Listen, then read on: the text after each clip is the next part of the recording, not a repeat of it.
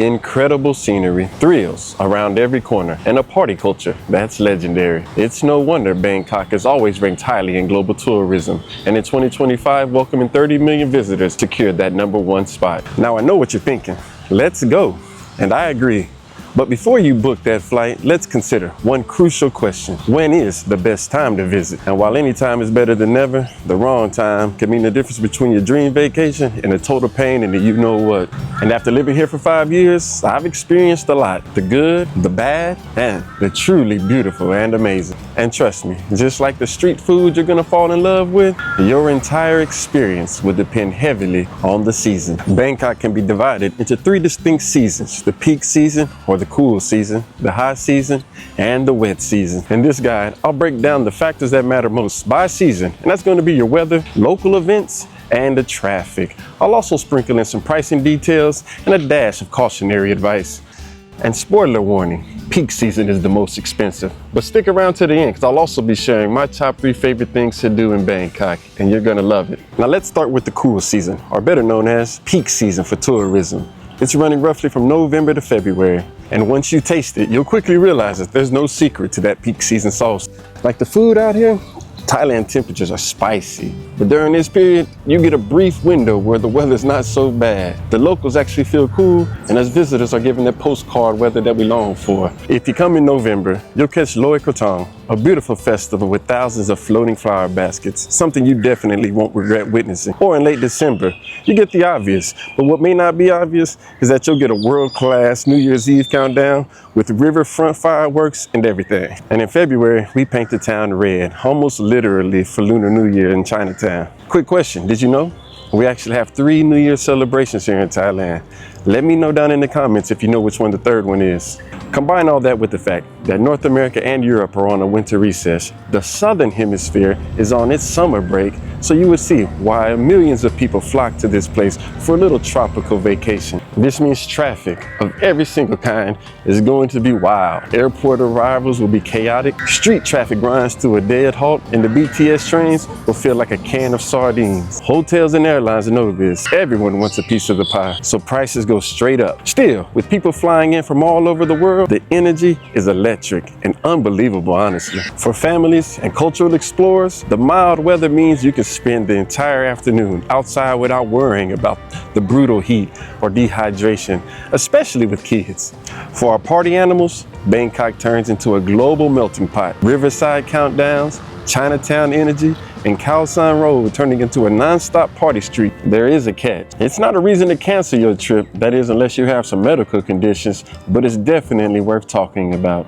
So while the temperature is comfortable, the skies can be a hazy shade of gray and dust. N95 masks definitely come in handy, and downloading an AQI app to track the PM2.5 levels is a must. Now, if you're just here for the party time, you can probably put all that out of mind, as you most likely will. But hey, this is Thailand. Let your hair down if you have any, and sabai. Next up, the wet season, or the rainy season if you like, running from June to roughly October. If peak season is like an expensive gourmet meal, then the rainy season is like a noodle stall with little plastic stools down a dark soy somewhere. It may look scary from the outside, and your feet may get wet getting there, but once you sit down, it offers up the best value you can possibly find. Bangkok's rain has a very specific rhyme and reason to it. You get warm, overcast skies during the day, followed by a sudden theatrical downpour for about 60 to 90 minutes in the late afternoon. If you're lucky, the clouds part and you get a nice dry evening. If not, the city adjusts and the show goes on, so grab your umbrella. And more niche events are lined up every month, bringing in your more specialized tourist groups, but still a good time. Because September and October are historically the wettest months of the year, general international tourist numbers drop off a cliff. And this brings us to the sweetest perk of this time of year, and that's the luxury price drop off. Hotels and airlines are desperate to fill seats and beds. Luxury hotels that easily charge hundreds of dollars during the peak season are willing now to cut their prices by 30, even 50% sometimes, and offering a couple of upgrades if you look on the right app. So if you ever wanted that luxury resort getaway, but on a budget, this is definitely the right time of year for you. Plus, you get the city without all the crushing human gridlock. For families and cultural explorers, spots like the Grand Palace and the Chatuchak Weekend Market have half their foot traffic. You can actually stand around without having to swim through a crowd of people or taking an unwanted elbow to the ribs. And for our solo travelers and our party goers, Bangkok is a never-ending party. You don't have to worry about that. The only difference now is that those favorite places you want to go to are much more accessible and you have a lot more room to roam. There's going to be a few things you need to know before coming this time of year. Bangkok is built on low-lying grounds, which means a 45-minute rainstorm can overwhelm the drainage system and turn low-lying soils along Sukhumvit into basically canals. If you see dark gray clouds rolling in around 5 p.m., do not try to hail a cab or book a Grab car. Not only will street traffic freeze instantly, but Grab ride prices will surge by double or even triple depending, and drivers will even cancel left and right. Motorbikes will pull over for shelter with you on it if it seems dangerous. Stick exclusively to the BTS SkyTrain or the MRT subway, or even walk. Food delivery will naturally suffer the same delays. If you want dinner during a downpour, head down to your hotel lobby, walk to a connected mall, or hit the 7-Eleven if you can. And for our solo travelers, a sudden downpour can offer one of the coolest social hacks I've ever seen. It's really one of the hidden gems out here. Some of my best nights in Bangkok all started because I got stuck somewhere I hadn't planned on a rainy day. The wet season is built for your savvy, flexible travelers. If you don't mind carrying an umbrella or getting wet, or planning your day around sudden downpours, you are in store for one of the best times of your life, and at a budget price. And if you're like me, you don't even have to worry about the rain messing up that hair. Nope, just wipe it off and survive. And finally, let's talk about the season that pushes Bangkok's climate to its absolute limits, and that's the hot season. And trust me, it does get hot. And that's running from March to about May. There's no sugarcoating it. This is the hottest time of the year. Daily highs consistently hover around 36 to 40 degrees Celsius. That's about 97 to 104 degrees Fahrenheit, with the humidity pushing the real feel index well past 44 degrees Celsius. And within 5 minutes of stepping outside, your shirt will be glued to your back. And if you're bald like me, you'll be wiping sweat off your brow instantly.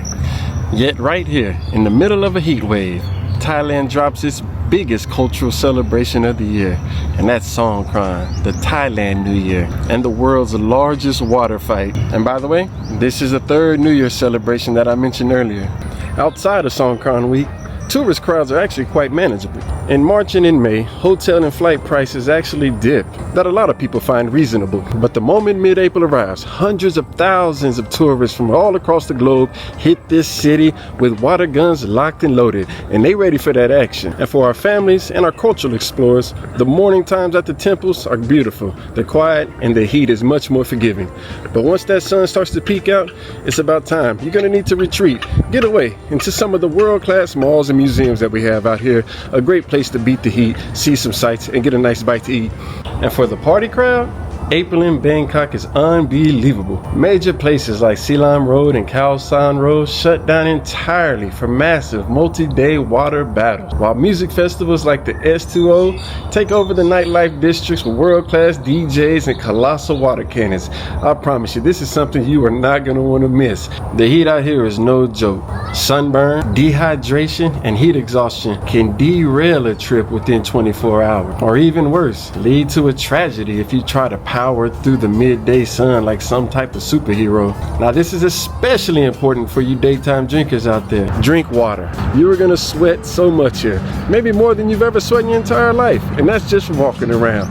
Keep your temples, boat rides, and walking explorations in the morning between 7:30 a.m. and 10:30 a.m. Now, if you plan your trip during Songkran and you do not do the research to know what you're getting yourself into, here's a warning to you. There is no opting out.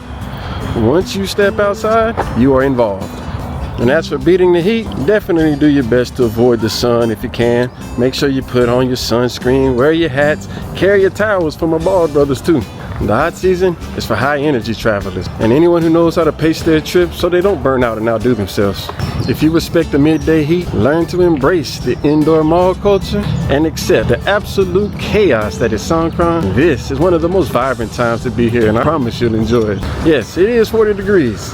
Sweat is pouring into my eyes and the top of my head is like a griddle. Oh well, I love it. Sabah. Bangkok is one of those rare cities that offers excitement no matter which month of the year your airplane touches pavement. It just comes down to what kind of flavor do you want to taste. Now, if this video gave you any real value or helped you plan your trip, go ahead and smash that like button, hit subscribe, and stay tuned for more raw, unfiltered advice.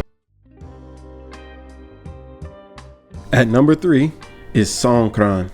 And Songkran is by far my favorite time of year, but because it's a once a year type of thing, it's relegated to number 3. And now, number 2. Number 2 is the Benchakiri Park. I love going there in the mornings to watch the sunrise or even in the evenings to watch the sunset.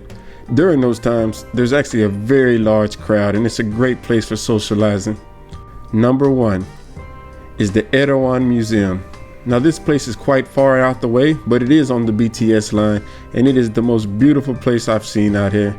I don't think it gets as much traffic as it should because it's out of the way from the other major attractions, but if you have the time and you're willing to travel a little bit, it's well worth it. Again, it is on the BTS. It's probably a 5 to 10 minute walk from a BTS station. And that's all. Let me know what your favorite places are if you've been here or if you live here. Let's make this a community where we help each other.